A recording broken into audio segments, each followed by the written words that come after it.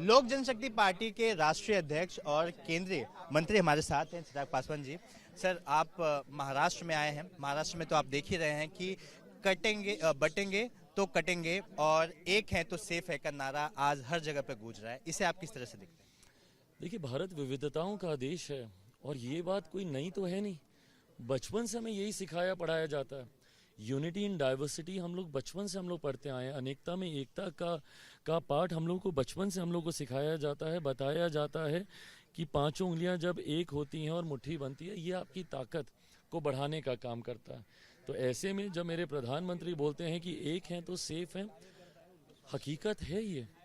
क्योंकि जिस तरीके से विपक्ष बात बात पर बांटने का प्रयास कर रहा है, जाति की नहीं जमात की बात होनी चाहिए, पर जिस तरीके से विपक्ष जातियों में बांटकर, सांप्रदायिकता के आधार पर बांटकर, कभी हिंदू मुस्लिम कराकर, कभी अलग अलग जातियों में बांटकर, जिस तरीके से समाज में एक बंटवारे की सोच को ये लोग साधना चाहते हैं, क्योंकि इन लोगों को सूट करता है।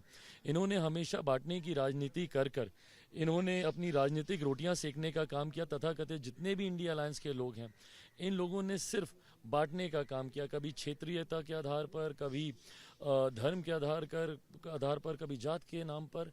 इन लोगों ने सिर्फ लोगों को बांटकर अपना राजनीतिक लाभ लेने का कार्य किया।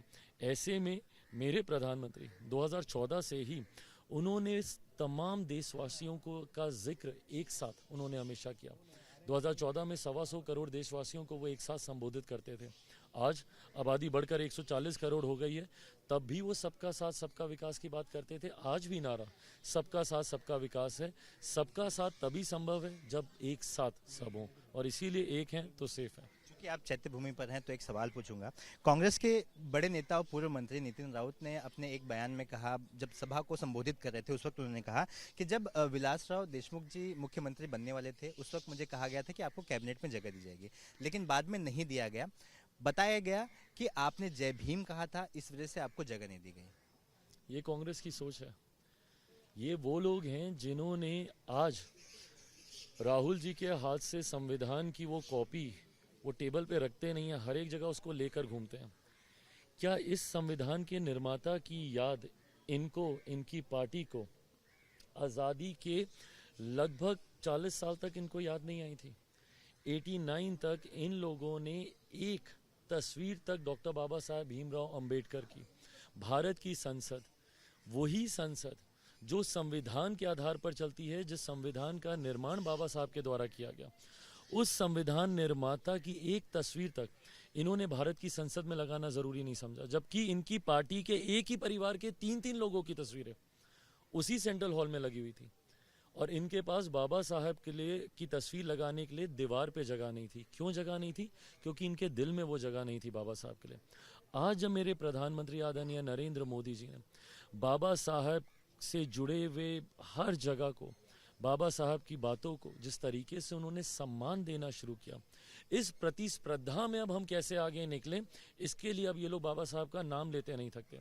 आज मेरे प्रधानमंत्री ने क्यों नहीं, उनको कभी याद आई थी कांग्रेस की इतने लंबे तक समय सरकार रही, केंद्र में रही, महाराष्ट्र में रही, क्यों नहीं चैत्य भूमि को किस तरीके से हम लोग विकसित कर सकते हैं?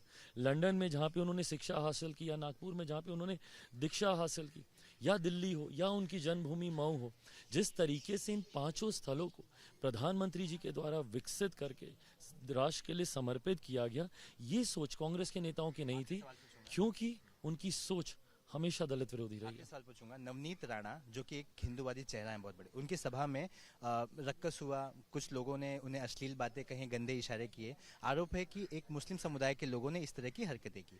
आप किस तरह से देखते हैं इस पूरे इंसिडेंट को? एक महिला के साथ इस तरह की बदतमीजी होनी चाहिए? पूरी तरीके से गलत है ये, और इसकी जितनी निंदा की जाए उतना कम है। आपके राजनीतिक मतभेद हो सकते हैं, और मैं मानता हूं कि भारतीय भाषाओं में इतनी ताकत है कि आप राजनीतिक बड़े से बड़े मतभेदों को बहुत खूबसूरती से आप व्यक्त कर सकते हैं। कड़े से कड़ा विरोध आप मर्यादित शब्दों में आप कर सकते हैं, पर इस तरीके की बॉडी लैंग्वेज इस्तेमाल करना, इस तरीके की भाषा का इस्तेमाल करना, ये कतई जायज़ नहीं है। इसकी मैं, मेरी पार्टी, हमारा गठबंधन पूरी तरीके से निंदा करता है। कैमरामैन गिरीश महाजन के साथ Suraj Ojha, ABP News, Mumbai. For exclusive and insightful videos, subscribe to our new channel ABP Live Premium. है।